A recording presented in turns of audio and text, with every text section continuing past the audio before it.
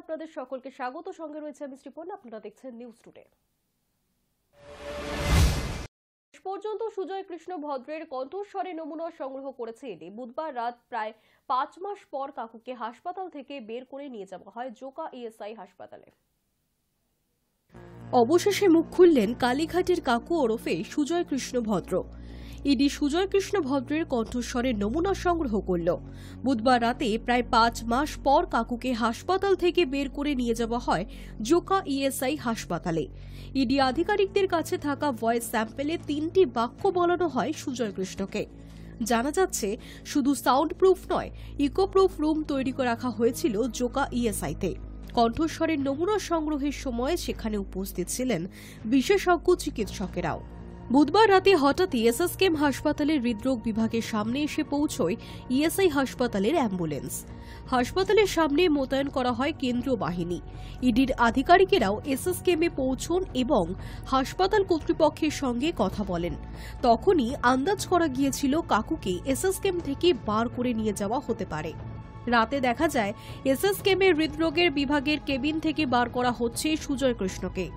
খয়েরি রঙের চাদর মুড়ি দিয়েছিলেন কাকু, মুখে ছিল মাস্ক। হুইল চেয়ারে করেই তাকে বার করে তোলা হয় অ্যাম্বুলেন্সে। বেরোনোর সময় কাকু কোনো কথা বলেননি।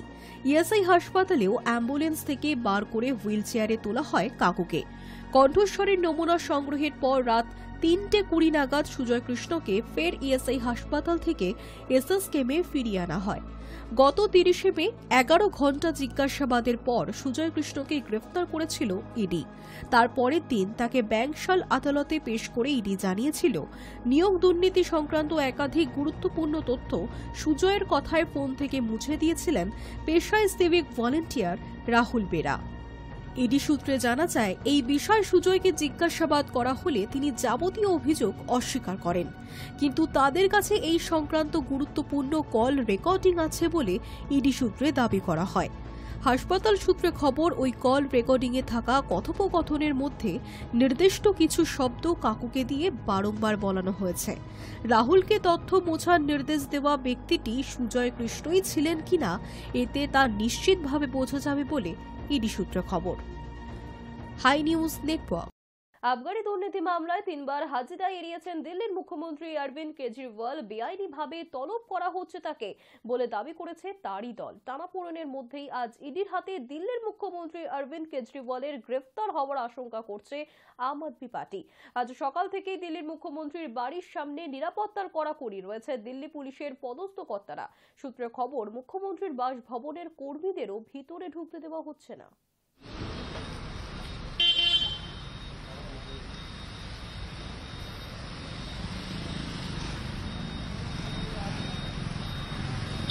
22 জানুয়ারি রাম মন্দির উদ্বোধন রয়েছে। আটোসাটো নিরাপত্তায় চলছে শেষ মুহূর্তের প্রস্তুতি। আর এর মধ্যেই বোমা মেরে রাম মন্দির উড়িয়ে দেওয়ার হুমকি ফোনে।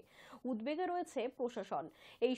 একই সঙ্গে উত্তরপ্রদেশের মুখ্যমন্ত্রী যোগী আদিত্যনাথের প্রাণনাশের হুমকি দেওয়া হয়েছে। তদন্তে নেমে 2 অভিযুক্তকে গ্রেফতার করেছে যোগী রাজ্যের পুলিশ। পুলিশ সূত্রে জানা গিয়েছে, এক্স হ্যান্ডেলের পোস্টে বোমা মেরে রাম মন্দির উড়িয়ে দেওয়ার হুমকি দেওয়া হয়েছিল গত নভেম্বর মাসেই।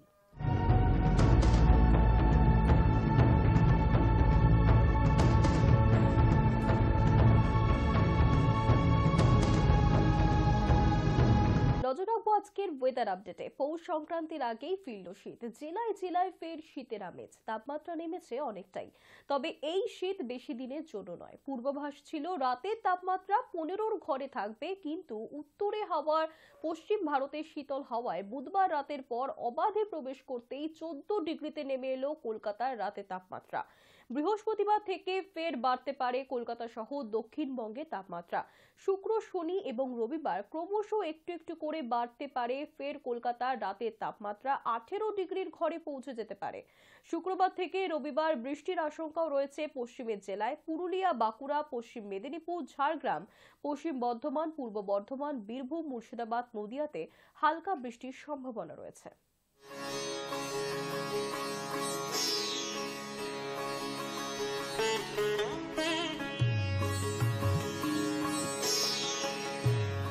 নিউজ টুডে এখনকার মতো এই পর্যন্তই। দেখতে থাকুন হাই নিউজ নির্ভীক নিরপেক্ষ।